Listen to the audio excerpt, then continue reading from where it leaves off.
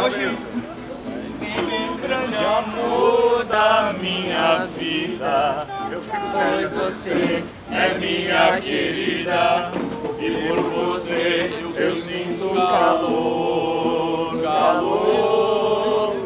Aquele teu chaveiro escrito love ainda hoje me comove, me causando imensa dor, imensa dor. Eu me lembro do dia que você entrou no pote, quebrou minha pistola e minha coleção de Pink Floyd. Filha da puta, vai quebrar você. E dia a dia aumenta o meu desejo, e não tem Pepsi, Cola que saci a delícia dos seus beijos. Na faculdade de psicologia, uma aula de fisiologia, bem de frente ao professor, eu tive um chilique desgraçado. Eu vi você surgindo ao meu lado, no caderno do colega Nestor, Nestor. Eu me lembro, por isso que de agora em diante, entre meus 5.000 alto-falantes eu vou gritar ao mundo inteiro: você é o meu máximo denominador comum. Agora.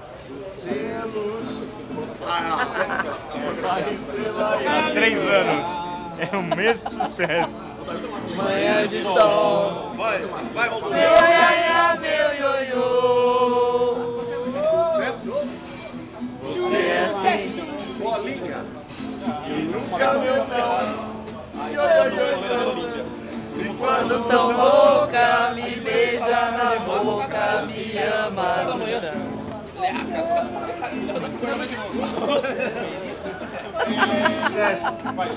Os mesmos acordes, só que mais piano. É piano, traz o piano. Moça,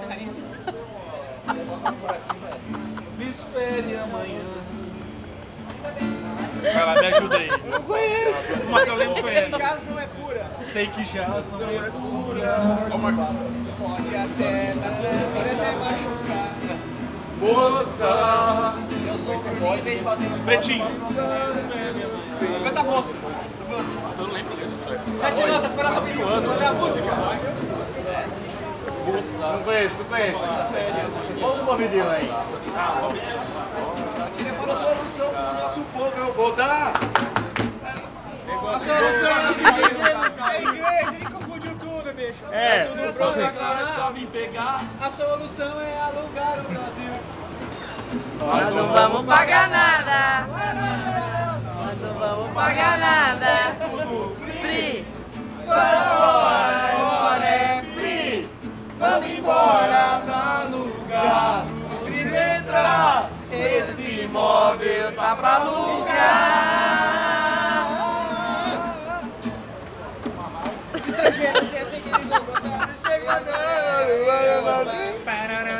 Amassou de abaco.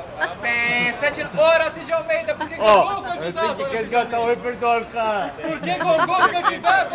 Já tem um ano pra esse repertório para poder ir. Foi lindo.